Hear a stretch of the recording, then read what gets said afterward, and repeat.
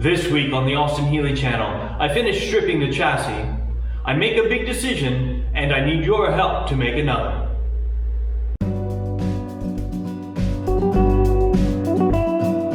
There's a bunch of stuff left on the car. It's time to strip all that off while it's on the rotisserie. It's much easier to get to now. It was light enough to stay on there. I'm expecting there to be a big fight on the springs, but you know, we'll get to everything bit by bit.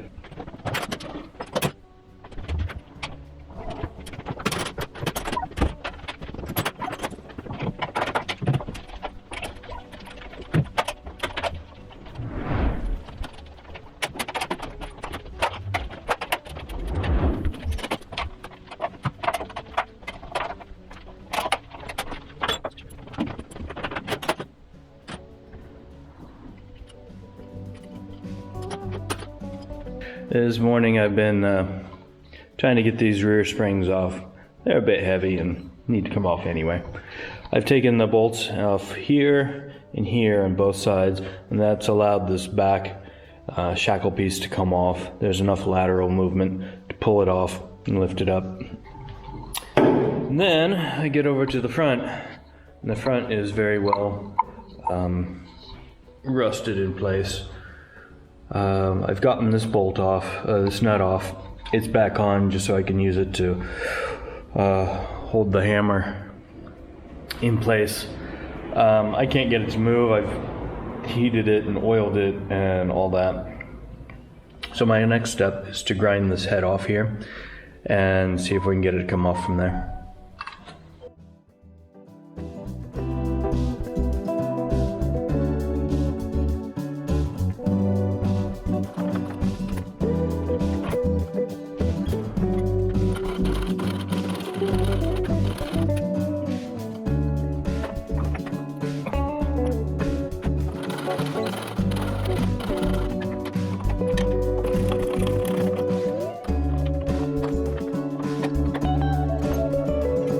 So I can remember when this thing goes back together. This line goes to the back. This line goes to the left brake. This line goes up to the reservoir, and this line goes over to the right brake. I've taken off the heat shield and found this nice big patch of original color. So I wanted to show it to you. It's kind of a beige.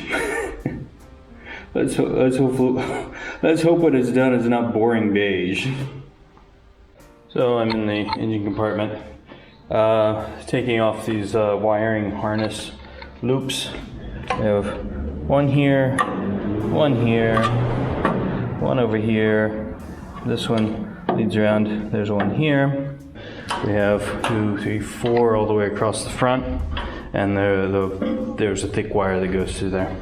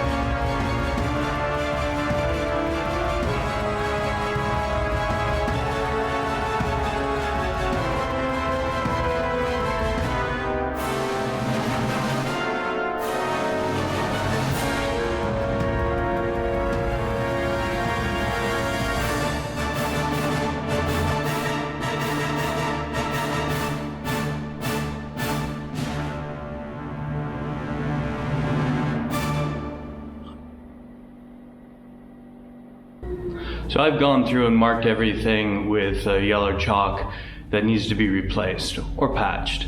And as you can see, there's a lot to it. There's the cross member here, at least one whole leg, and this one needs a patch. And there's also the front cross brace, which has just been chewed up by an angry beaver. Not to mention the other little patches that are necessary all along. Yeah, the outriggers are gone, but you know those can be replaced pretty easily. But when you start taking off the cross member and the cross brace on the front, most of it's being replaced. So then you have the main rails that need patched and are already thin. So if you're doing all that and tacking it on to cross members that aren't so good, it's better than it was, but it's not the best solution. So what I'm going to do is I'm going to go home and talk to my rubber ducky. I hope you know this technique. It's wonderful. It's from programming, where you literally talk to a rubber ducky and explain things in very simple terms that a rubber ducky will understand. So I'm going to go talk to my rubber ducky and weigh the pros and cons and see what we're going to do. See if we're going to replace the frame or patch this one up. The first video of this season went out over the weekend, and the response was incredible. Thank you all for watching. I hope you've enjoyed it. I hope you follow me on the rest of this project. But there is something I have to warn you about. The progress you saw in the first week happened very, very fast. This is highly unusual. Got lots of really great comments and feedback, and really good questions. One of those really good questions was, what are you gonna do about the hood? Are you gonna leave it louvered, or are you going to go back to the original? This is a very good question. I was reading in the Gary Anderson book that originally in this year, in 1954, the cars went from having aluminum hoods and trunk lids to having, that's the American term, to having steel. This car, it came with a steel hood and the trunk lid is aluminum. So I don't know if it was in a transition period. I don't know if this is an original hood, but this hood is in bad condition. The guy I bought it from suggested I throw it away, but I wasn't ready to do that. It's really rusty. It's missing the framework on the other side to support it. It's been louvered, which is a good and a bad thing. Louvers are really cool. They're technically not allowed on new cars anymore in Europe, so to have them on a car is rare. So I'm kind of excited about having louvers. However, originally, if I go back to the originality of it, it wouldn't have had that. I did some research. I can buy a new aluminum hood, both with louvers or without louvers, and it would have the framework and all that, and it would be pretty much ready to go. So I'm really torn, and I'm asking you for your help. What do you think I should do with this hood? Should I restore this one? Should I buy a new one with louvers? Should I buy a new one without louvers and go back to original? Leave your comments down below. I'd love to hear from you. Because I'm asking your opinion on what to do with this piece in the middle, I thought it would be a good time to talk about what that thing's called in this week's installment of Say What? My beans and toast loving friends would call this a bonnet, but for Americans that's very confusing. It sounds like one of those old-fashioned hats, you know, the kind that the milkmaids used to wear. This one happens to be blue and there's a butter named after it. Us Americans would call it a hood, and we would call this part a hood ornament, which all kind of makes sense. Except for the Brits, if you said that to them, they would think of the hood as the convertible top. But really, they're not too much different. If you are wearing a hoodie and you put your hood up, it kind of looks like a bonnet and it's covering your head, so it's the same thing. Kinda. So hood and bonnet, that's our word this week. So I had that long talk with my rubber ducky, and we decided a couple things. First, I needed to do more research and see what's available and how much it costs, and that helps me to weigh the balance between replacing it or replacing parts. So I did my homework. I added up all the parts I would need to do the repairs, plus all the time it would take, plus the sandblasting, because you know most of it's still rusty. So in the end, it was gonna take a lot of time and a lot of work, and the quality still a bit in question. Not that I'm not a good welder, not that I'm not a good fabricator, but I'm still building off rails that aren't the highest quality. They're original, they're old, they're rusty. They need patched anyway. So I reached out to AH Spares and said, hey, do you have this in stock? With all the craziness in the world, what's the lead time on it? Is it something you can get to me in a decent amount of time? Is it going to be outrageous to ship it because it's a big chunk of steel? In the end, it wasn't that bad. So I also made up a list of all the other things I will need to take the car from the point it is now to having a rolling chassis. I went ahead and placed the order. They're going to put it all together in a big package, and I'm going to send them a big bank transfer. And then in a couple weeks, I'll have a new car frame that will be a very solid foundation to start building off of. So in the meantime, I can do all this little stuff, little patches that aren't near the frame.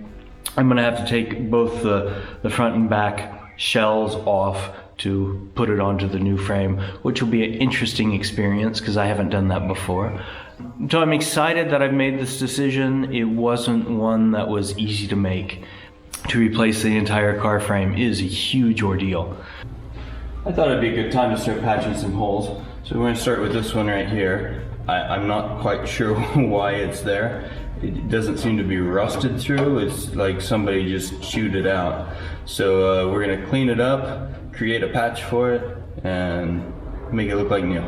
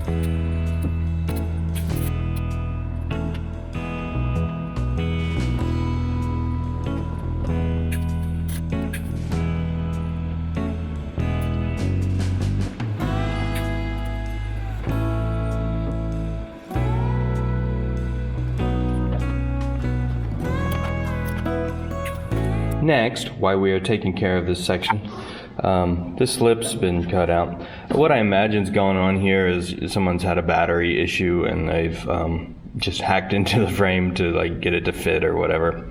So we're gonna cut this out so it's square, and then add a piece along here and weld it on the edge and then grind it down.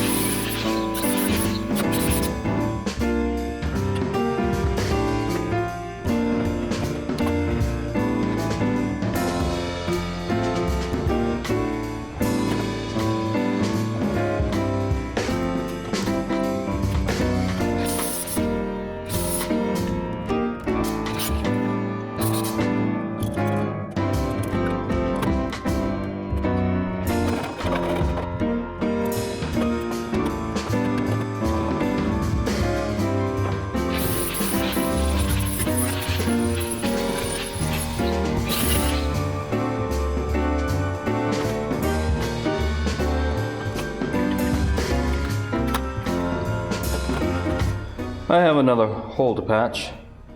It's right through here. It's gonna be one of those multi-piece patches. We have this. We have this piece that comes through here. This needs a lip on it.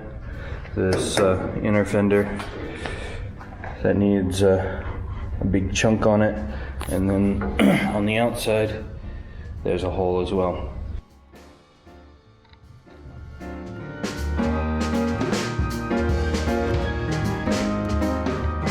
It's Friday afternoon and I've been playing a bit. This is a collection of some of the junk that was sold to me with the car, and it's very funny, so I wanted to go through some of it with you. This might be actually of use. It's SU, it's 12 volts, it's a square body, so I have to check on that, but that might be an actual working pump. Well, actually the right kind of pump. I put power to it and it didn't move at all. This also appears to be a fuel pump. I put power to it and it clicked a couple times, then it stopped. I can't read any of the markings, and I've never seen one like it. So that's interesting. Then we get into some coils. These are all kind of funny. This is Delco Remy, definitely not a Healey. This one is Bosch, made in Germany, not a Healey. This one, Beck, 6 volts, not a Healey. We have a voltage regulator. It came with two. One's the right kind, and then this one, which on the top it says Delco Remy. We have a ignition for a distributor. Where is it? Don't know if you can read it. It's Volkswagen. Then we have a master cylinder for something. I can't make any sense out of any of the markings on it. It's just parts numbers. It's old, but I don't know what it's off of. Anyway, that's some of the junk I got with my car. I thought I'd share it with you. Well, that's it for this week. Thanks for stopping by. We'll see you next week. If you want to come along on the ride as we complete this project, click the subscribe button. If you want YouTube to tell you every time there's a new video, click the alarm bell. Thanks for watching, and your support is very much appreciated.